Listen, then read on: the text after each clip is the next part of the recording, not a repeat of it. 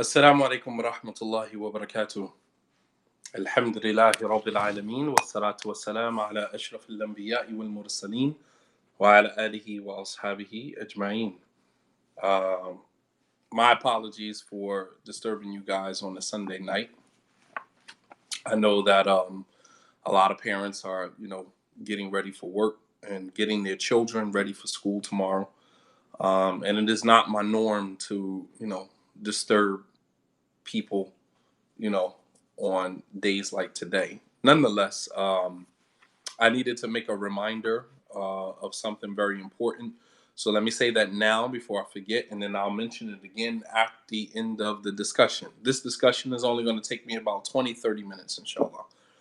And the reminder is about our Managing the Flow 2-day marriage retreat that's coming up April 17th, inshallah. And um, we will be in the Hamptons, which is in Long Island. We have a nice facility. We have catered food. Alhamdulillah, we have some delicious food prepared for everybody. We have games for couples. We have, workshops. We have discussions to help married people as well as, not non-married people. Kind of just give them some tips to go with to help them, navigate their marriage or navigate, the terrain of marriage when they decide to get married. So that is Managing the Flow. This is our marriage retreat, which will be April 17th, the weekend of April 17th, inshallah, which is the weekend right before Ramadan starts. All right. So the beauty of this, especially for couples, is that we all know, as I mentioned before in one of my lectures about Ramadan, that Shaitan always manages to get couples to begin, create friction between couples right before Ramadan comes in. And there's no, no coincidence with that. All right. There's no coincidence that right before Ramadan comes in, you'll find that tension is high a lot of times between husband and wife. All right, maybe a day or 2 days or whatever. And that is so that you take that negative energy with you into the month of Ramadan. So it doesn't give you an opportunity to focus on fasting because you're still dealing with the residual feelings from the last argument or the last, debate that you guys had right before Ramadan comes in, you know. May Allah subhanahu wa ta'ala bless you all. Jazakumullah khairan for your kind words, and I pray to Allah subhanahu wa ta'ala that at some point that I am deserving of the thoughts that you have about me. May Allah subhanahu wa ta'ala bless you all.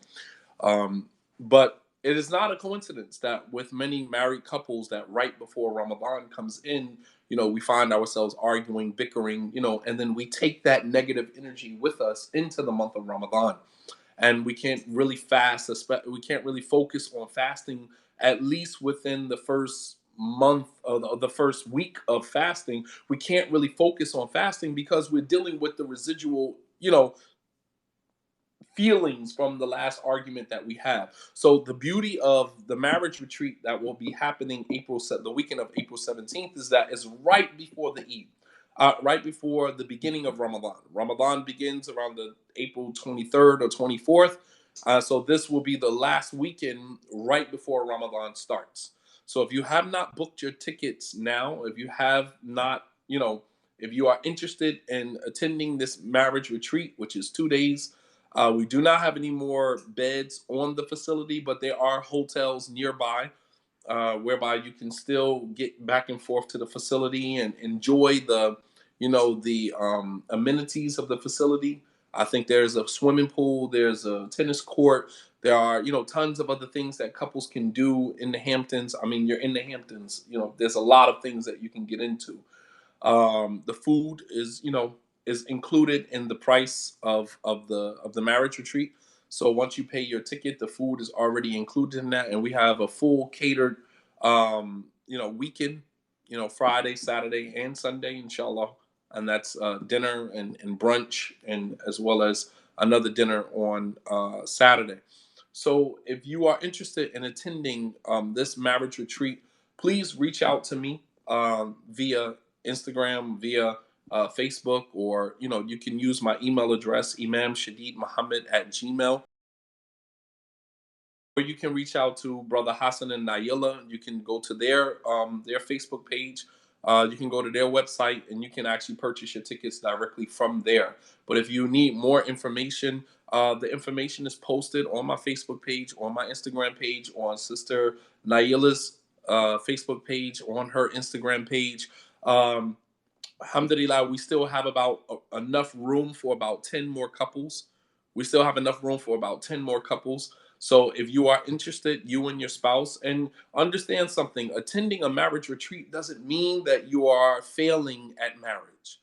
It doesn't mean that you are a failure, or it just means that you are investing into your marriage. You are investing in your marriage. You want to see a return on your investment.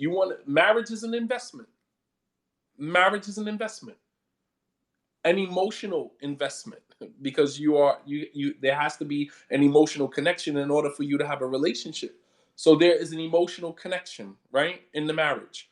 There is financial, there's an emotional investment, there's a financial investment. All of these things are investments that you are making in your marriage, and you want to see a return on that investment, right, by way of the way that the marriage fulfills you, the way that the marriage sustains you, the way that the marriage paves a way for you to navigate the terrain of your life.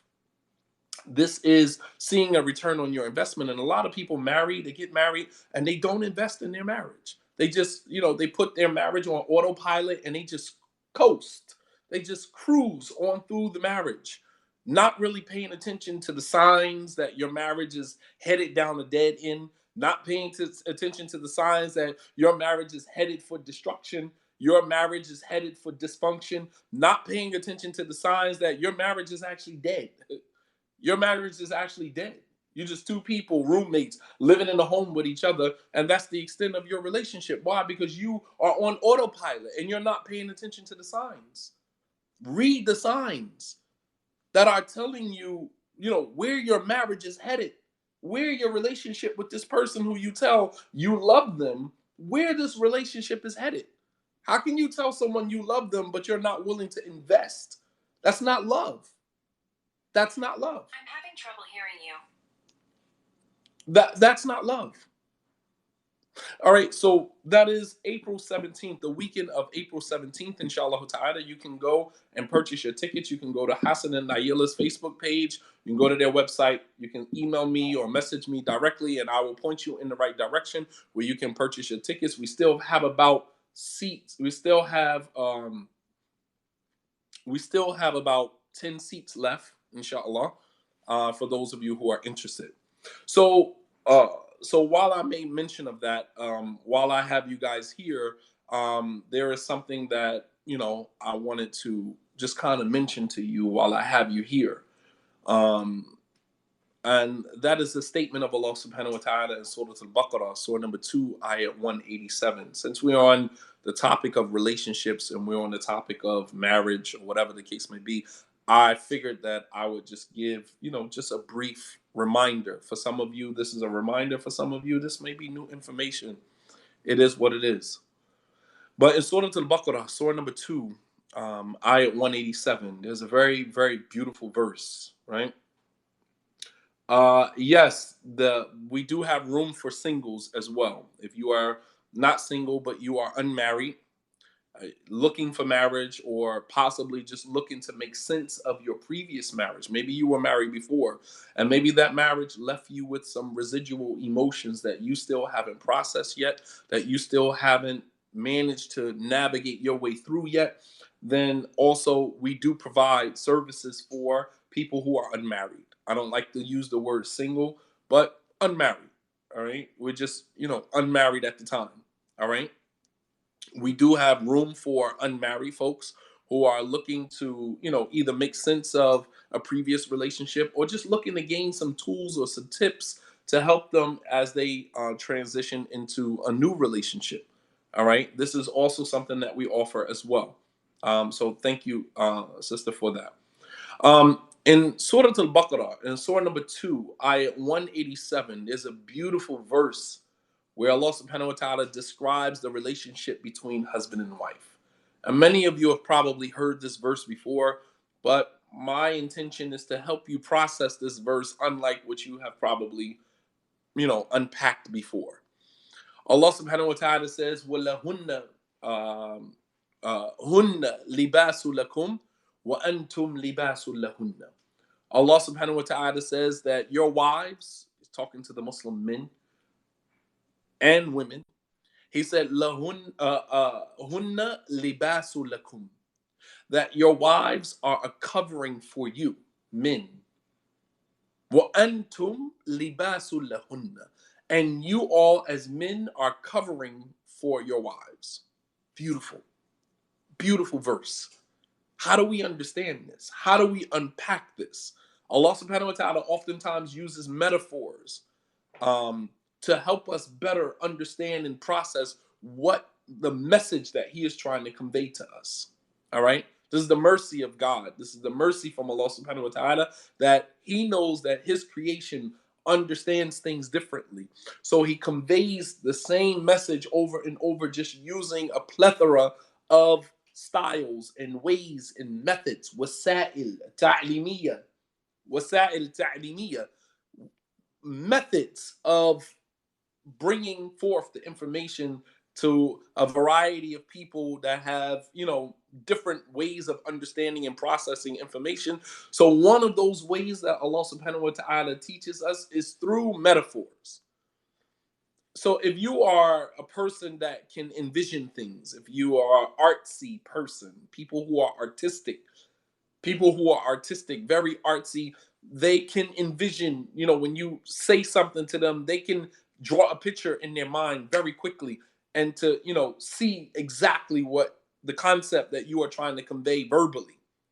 So when Allah subhanahu wa ta'ala says, Hunna libasu lakum, that your wives are a covering for you. Wa antum libasu lahunna, and you men are a covering for your wives. How do we unpack that? How do we understand that? Well, let's go back to clothing, right? What does clothing represent for us in Islam? Clothing serves a number of purposes. Clothing is number one to cover your aura, to cover the parts of your body that you are shy about, that you are modest about. In this day and time, it's not a lot of modesty going on out there, but nonetheless, just the Islamic concept, just as long as we understand that. How we implement that and to what extent we implement that, that is on an individual basis. That's totally up to you as an individual. My job is to convey the concept. As Allah subhanahu wa ta'ala told the Prophet sallallahu alaihi wasallam, "Innama alayka al-balagh wa alayna hisab," that it is upon you to convey the message, and it is my job to hold them accountable. So, it is what it is. I mean, this is the state of the ummah. This is where we are today. Lack of modesty, lack of shame, and unfortunately, social media has brought that out of us. It already existed in us. It just took the right tune. It just took the right frequency, to bring it out of us. And social media, unfortunately, was that tool to bring this, if I can use a lack of better words, this ratchet side out of us. Because look at what we've done on social media. Before there was ever an Instagram, before there was ever any of these Snapchat or any of these things, before there was any of these things, there were many Muslims who, was able to hide under the banner of modesty from an Islamic standpoint. But then when these tools became available, it tapped into a side of us that, was already there, and we just kind of let ourselves go. But Allah subhanahu wa ta'ala says, Hunna libasu lakum wa antum libasu lahunna, that they, your wives, are a covering for you and you are a covering for them. What does clothes represent in Islam? Number one, they represent a covering of your aura, the parts of your body that you are, you are shy about, that you are modest about. And then, of course, clothing also represents beautification. This is how we beautify ourselves. This is how we meet the world in front of us. We beautify ourselves. We put certain clothing on, to meet the world, with those clothing, with that clothing, you know, as a representative of who we are on the inside, right? It's an external manifestation of who we are on the inside. So if you come outside and your clothes is clean, your clothes is pressed, that's usually an indication. That's indicative of who you are on the inside. You're a person of structure. You're a person that, you know, takes time with things. All of, I mean, there's a number of conclusions that we can draw from a person who comes outside and their clothes is ironed, pressed, the clothes are clean, they smell good. We can draw a lot of conclusions from that. And vice versa. A person comes outside, the clothes stink, the clothes haven't been washed, the clothes are wrinkled, the clothes are untucked, you know, unkept. You know, that says a lot about an individual as well. Says a lot about an individual. So clothing is the way that we, you know, meet the world. It's an external manifestation and representation of who we are on the inside. Allah subhanahu wa ta'ala alludes to this in the Quran when he said, and we have given the children of Adam clothing. Liyuwari so'atikum warisha. And we have given the children of Adam, we have sent down to the children of Adam clothing. And two reasons Allah mentions liyuwari so'atikum, so that you may cover your aura, you may cover the parts of your body that you are shy about, that you are modest about. Warisha, yani zina, for the purpose of beautification. Then Allah says walibas taqwa dhalika khair, but the clothing of piety and righteousness, this is the best type of clothing. The clothing of piety and righteousness, God consciousness, because that is also a clothing, right? Allah subhanahu wa ta'ala says in another ayah, وَتَزَوَّدُوا فَإِنَّ خَيْرَ الزَّادِ التَّقْوَى, and take your provisions along with you on your journey, but the best provision that you can take with you is taqwa, right? And while we packing our bags and we're on our way on a journey, whether we're going to Miami, whether we're going to LA, wherever we're going, you know, we sometimes forget to pack taqwa.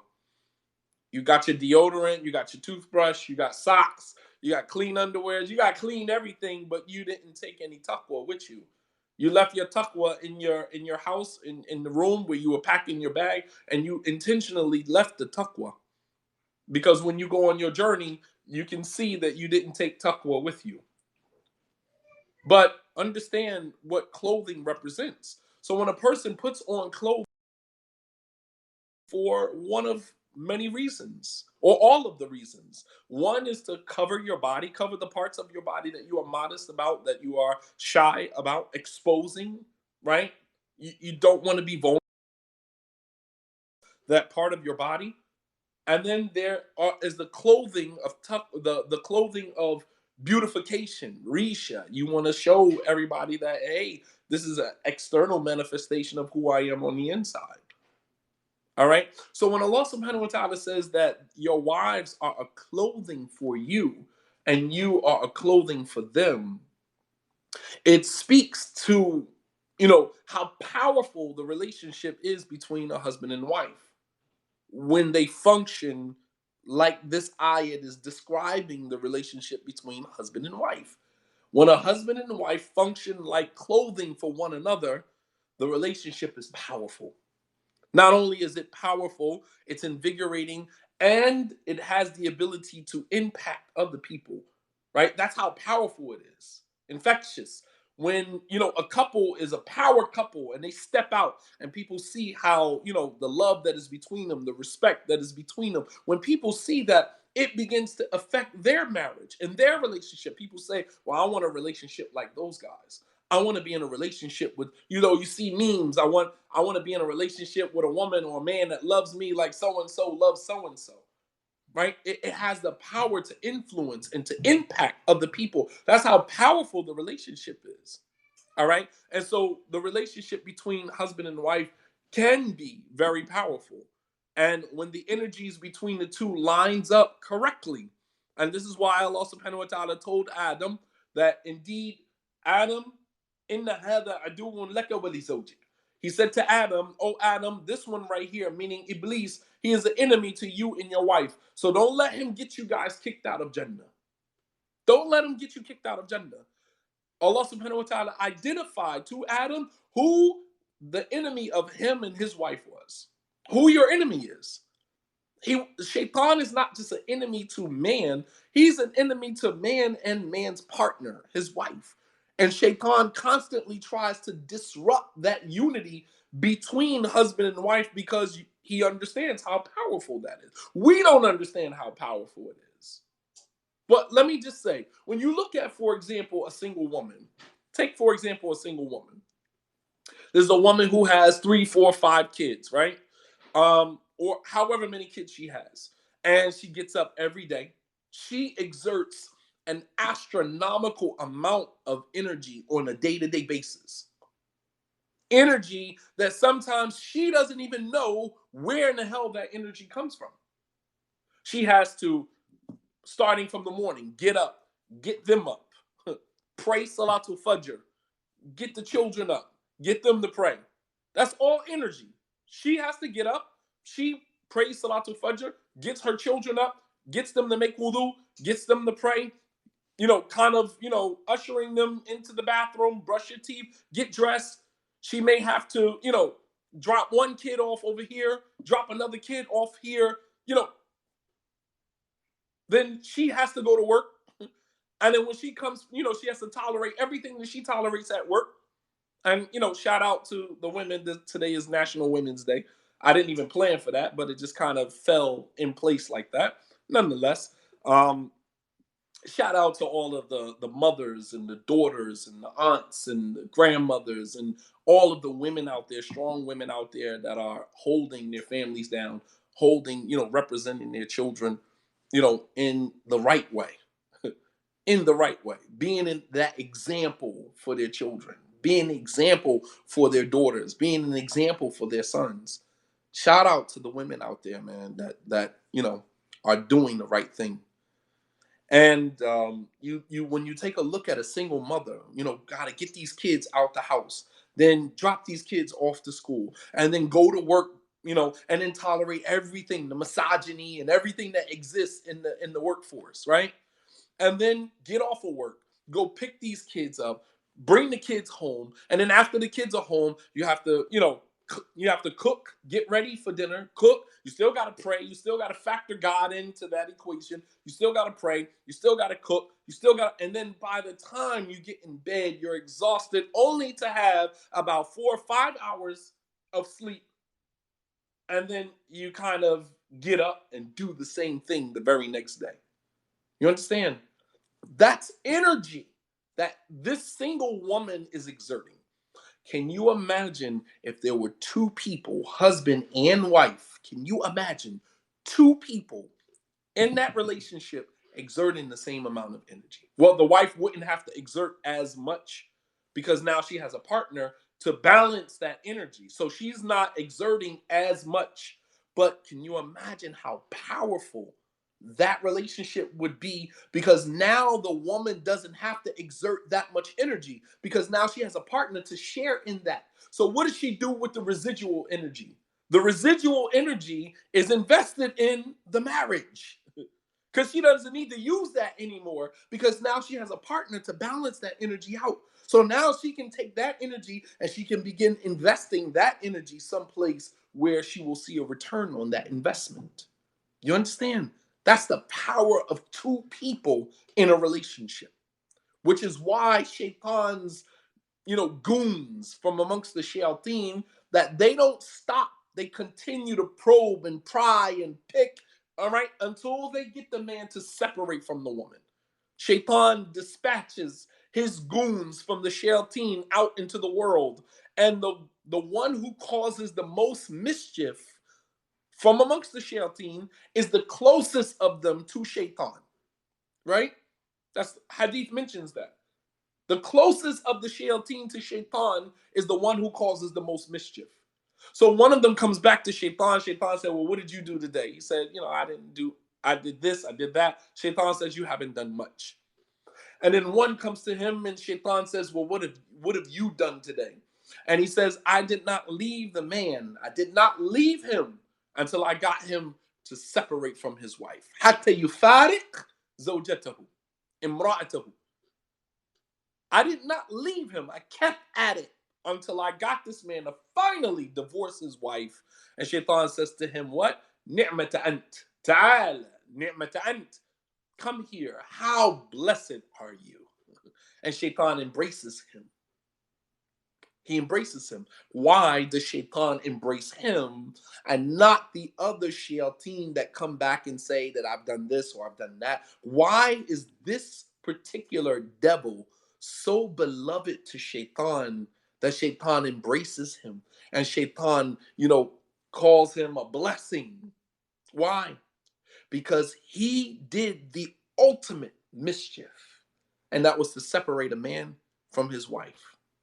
You understand? Because as long as you can keep those two separate, they're weak. Look at what a single woman, the energy that a single woman invests into just trying to get her children out the house. She's weak. She's weak. Look at the single father, you know what I mean? Going to pick his daughter, his son up from the ex-wife's house. You got to put the bags together. You got to, sippy cup. You got this, you got that. All of the energy. You're weak. You're vulnerable. You're weak. Because all of your energy is invested in trying to, just maintain as a single parent. That's where all your energy is going. You don't have any residual energy. You don't have any extra energy to back the shaitan off of you. This is why many single men and women, they succumb. They succumb to the whispers of shaitan because they can't resist. They don't have the power to resist. They don't have the energy to resist because you are working twice as hard as somebody who is happily married. If you're happily married in a relationship, you and your spouse share the responsibility of running the home and managing the family. You share in that. You understand? So therefore, you're exerting less energy, which gives you more energy to fight off shaitan, to fight off the whispers of shaitan. Am I lying? Stop me when I'm lying. Stop me when I'm lying. When you're married, happily married, your marriage is a fortress, a safe haven, it's a protection. And you have extra energy to get up at the third of the night and pray. And there's a level of comfort that you have because you're not exerting as much energy. You can fight off the whispers of shaitan a lot more easy than someone who is at home by themselves, single, with nobody there. There's nobody there. It's just you there by yourself. Just you there. Your kids is in another room. You in the room by yourself, lonely, vulnerable. And the whispers of shaitan, they don't stop until they can get you to do something that you couldn't even imagine yourself doing. But then you find out that you did it. So these are facts. And you can't ward off, you can't fight off, you can't resist the whispers of shaitan because you don't have a covering. You are exposed. You're vulnerable. You're exposed. You don't have a covering. Allah says that your wives are a covering for you and you are a covering for your wives. But when you are single, you don't have no cover on you. You're exposed. You guys follow me? When you are not married, you are exposed. There's no covering. It's very difficult for you to resist the whispers of shaitan, the temptations that shaitan dangles in front of your face. Very difficult for you to resist them because you are exposed. You don't have a covering. You don't have a cover. But when you're married, you have a covering. You have a wife there to remind you. You understand? You have a husband there to remind you. You understand? You're covered. You're covered. This is the reason why when the Prophet ﷺ saw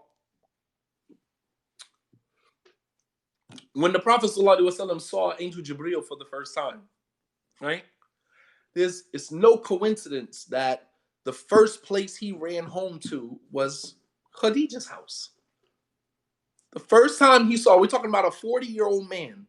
As the Prophet ﷺ mentioned that all prophets and messengers receive revelation at 40. 40-year-old man, right? And his best friend was Abu Bakr. He had other friends, Abdurrahman ibn Auf, Uthman. He had many friends, friends that he had prior to him becoming a prophet, friends that he had prior. And you have to ask yourself, when he saw Angel Jibril for the first time, and this creature that he had never seen before in his life, this creature grabbed him, squeezed him, let him go, and actually communicated with him, told him, Iqra, read. And the Prophet ﷺ said, Ma ana biqari, I don't know how to read. He grabbed him again for the second time, squeezed him, let him go, and he said, Iqra, read. The Prophet ﷺ said, Ma ana biqari, I don't know how to read.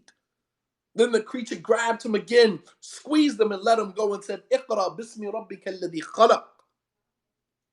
Khalaq al-insana min alaq, to the end of those 5 ayats. Reciting something to him that he had never heard before. This whole interaction was just completely unorthodox.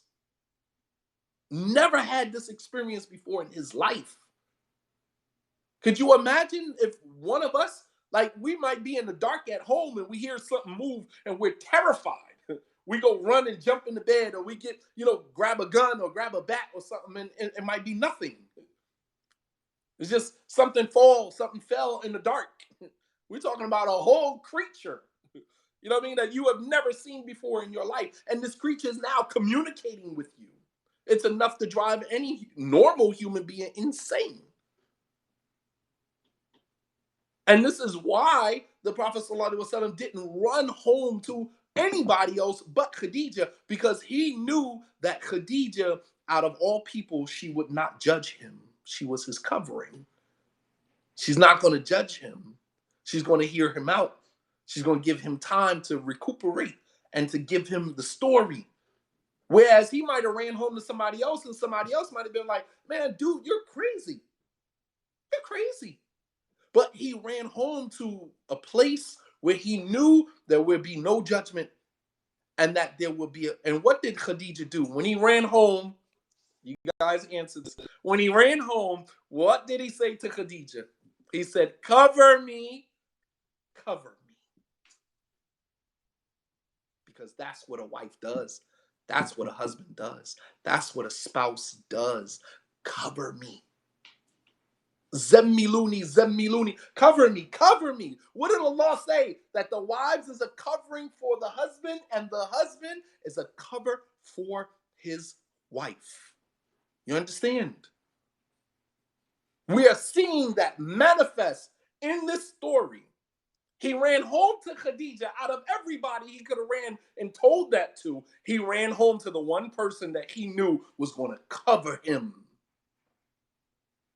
He ran home to Khadijah, and the first thing he said to her when he entered into the home, he said, Zemmiluni, zemmiluni, cover me, cover me. And what did she do?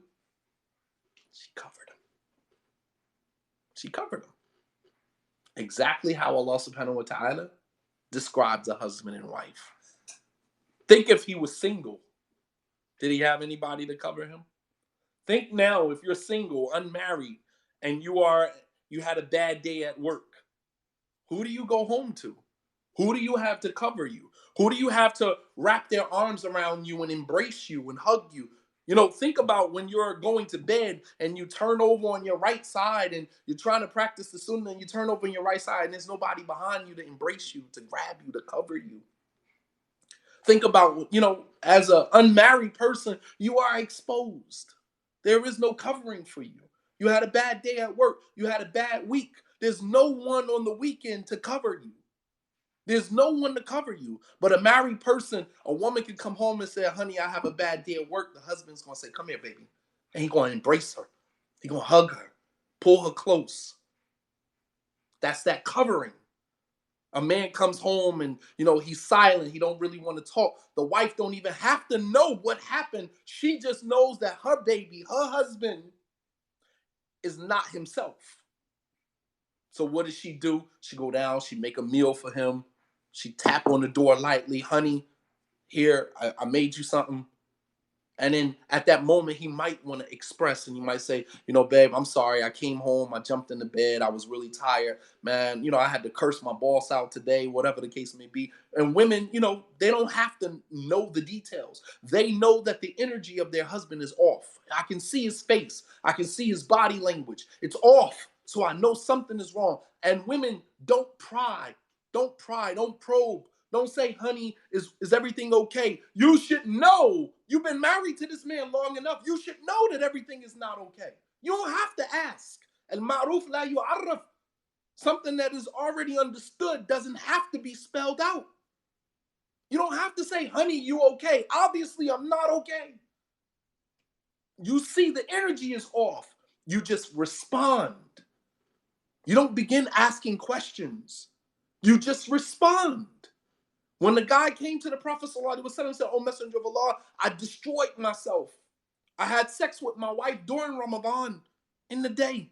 The Prophet didn't say, "How could you do that? You're one of my companions. What's wrong with you? You don't fear Allah." He immediately rushed because that's men. That's how we function. That's how we function as men. Don't probe, don't pry, don't ask. When I'm ready to tell you, I'll tell you. But if you notice that my energy is off, if you notice that I'm unusually silent, you don't have to ask. Al-ma'ruf la yu'arraf. Something that is already understood doesn't have to be spoken.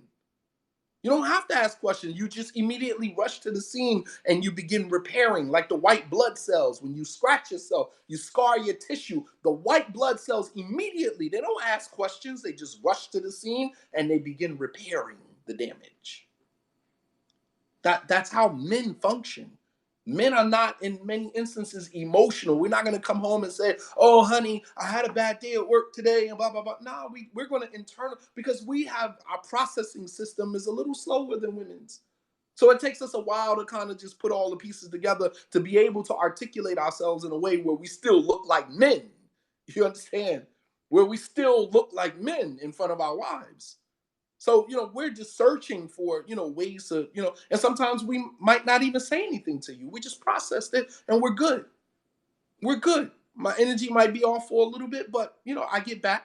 I'll get back to that space. That's the way that we function. But when a woman knows her husband, she doesn't have to pry. When the Prophet ﷺ ran home and told Khadijah, "Cover me," she didn't say, "Honey, what happened? What's wrong?" She covered him. That's it. And when he's ready to talk, he'll talk. And the very next day, he explained to her everything that happened. And then she said, "Come on, I'm going to take you to Waraka. I'm going to take you to this known monk, family member, distant family member of mine who knows, about the scripture. And let's see if he can process this for us." And when she took him to Waraka, Waraka said, in so many words, "You are a prophet. The angel that came to you is the same angel that come to all the prophets and messengers with the same message. You are a messenger." He said, "I wish I could live to see the day that your people turn on you." And the Prophet ﷺ said, "Are my people going to turn on me?" He said, "Yeah, nobody comes with the message that you're coming with except people turn on him." It is what it is.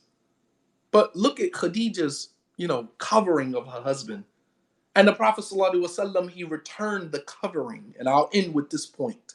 So that was Khadijah's covering of the Prophet ﷺ. Now let me show you how the Prophet ﷺ reciprocated that covering for her. Because Allah said that the wives are a covering for the husband, and the husband is a covering for the wives. I showed you how Khadijah literally covered the Prophet ﷺ. Now let me show you how he returned the favor. When the Prophet ﷺ, in the hadith of Aisha, Aisha said, "There was no woman that I was more jealous of, that I had never met. There's no woman that I was more jealous of, that I had never met, other than Khadijah." The Prophet ﷺ used to always, kana yukthir min dhikriha. The Prophet ﷺ used to mention Khadijah, so frequently. Often he would say, "Oh, Khadijah this, and oh, Khadijah that, and oh, Khadijah this, and oh," and this was after her demise. So Aisha said, "One day I couldn't control myself and my jealousy got the best of me. And I said to the Prophet ﷺ, you keep tadhkur hadhihi al-ajuz, that you keep mentioning this old woman. This old woman, who had died with no teeth in her mouth. And Allah subhanahu wa ta'ala gave you somebody better than her, meaning me. How do you keep mentioning this woman when you got me here? And the Prophet ﷺ, here's his covering of Khadijah, covering her honor in her absence, covering her dignity in her absence. The Prophet ﷺ turned to Aisha and he said, Kayfa qulti? What did you just say? He said, Wallahi ma abdalani Allahu khayran minha. He said, Wallahi, I swear to God, Allah never replaced her with someone better than her. Innaha amanat bi id kafara bi an-nas. She believed in me when nobody else believed in me. When everybody else denied my messengership, she was the first one to believe in me. She believed in me when nobody else believed in me. Here's the covering her honor. Understand? This is a man that has loyalty. Never forget what was done for him. That's that loyalty that we are lacking in today's time. Woman can go up to the jail and bring you food, put money on your books, and do the entire bit with you. And what do you do when you come home? Sky's the limit. I'm home now. I don't have to be stuck with you, despite all of what you did for me, right? MashaAllah. Where's the loyalty? Where's the loyalty? The Prophet ﷺ, this was a woman who was dead. This was a woman who was already deceased. The Prophet ﷺ said, no, Allah did not replace her with someone better than her. She believed in me when nobody else believed in me. When nobody else believed in me, she believed in me. She considered me truthful when everybody else called me a liar. And she aided me with her money when everybody else denied me money. And she had all of my children. And that was the burn part of that conversation, because Aisha never had any children by the Prophet ﷺ. So, be mindful when you come at a man and he come back at you with something that's going, as women, you guys are a little bit more emotionally invested in conversations than we are. You can say something to us and we'll walk away and just shrug it off. We can say something to you and you scarred for life. So be careful. Don't play that game. There's some men who are very nice with their tongue. Some men who are very articulate and they learn from their mothers. They know how to hurt women. Don't play that game. You ain't built like that. You can say something to a man and he'll dust it off his shoulder like it's nothing. The man can say the same thing to you and scar you for life. Evidenced by the fact that you'll never let him forget. Oh, you remember when you said so? It's like, yeah, I said that to you 3 years ago. I apologize for it, but you're scarred from it. He said, and she had all of my children, meaning, and you had none of my children. Here's the covering. He covered Khadijah in her absence. As a man, you don't ever let another person, another human being talk about your wife behind her back. Where's the covering? Even if you in polygyny, you don't let a co-wife or first wife or second wife talk about your other wife. I don't care what sequence she falls into in terms of the hierarchy of your family, the first wife, second wife, it doesn't matter. You don't get to talk about my wife behind her back. No. Oh, you going to defend her? Damn right I'm going to defend her. Why do men get so, you let a woman back you in the corner? Oh, you going to sit here and defend her? Absolutely. Absolutely. I am more afraid of Allah than I am of you. You understand? You do not instill any fear in me whatsoever. There is nothing about you that I am afraid of. But I do fear God. I do. You understand? But don't say, oh, you're going to sit here and defend her? Absolutely. I would do it for you. I would defend you if it was her talking about you. Because any man that will allow a woman to talk about his wife behind her back, he will allow somebody else to do it as well. No. I'm sorry. You don't get to do that. And women will try you. Women will try you. No, you got to nip that in the bud right then and there. No, I'm sorry, you don't get to do that. No, you keep your personal feelings, and like you're entitled to your feelings. I'm not taking that away from you. But you take that up with Allah subhanahu wa ta'ala. Go into sujood, and everything that you want to say about her, say it to her Lord. Say it to her Lord. But you can't say it out in public and then put it out there and then think that I'm just going to condone that. I'm sorry, I wouldn't do it if somebody was doing it to you, and I'm not going to tolerate you doing it to somebody else. Not going to happen. And you will never be able to shame me into accepting something that is haram by saying, "Oh, you're going to sit here and defend her." Absolutely. Did not the Prophet ﷺ said, "Kullu Muslim lil Muslim haram, maluhu wa dammuhu wa irduhu," that the whole of a Muslim to another Muslim is sacred, his wealth, his honor, and his blood? Did not the Prophet ﷺ say that?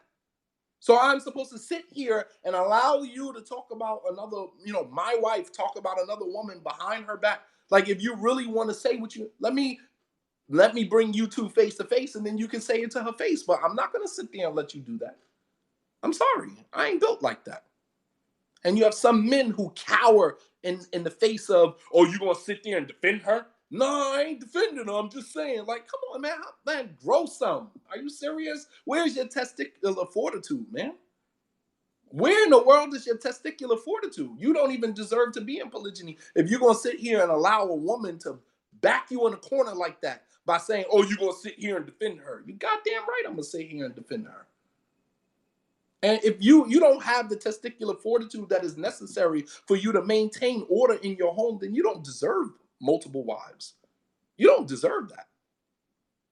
The number one characteristic that even makes you qualified to have more than one wife is al-adl, is justice and fairness. And right now, you're not exercising fairness. But the Prophet ﷺ, no way did he tolerate that.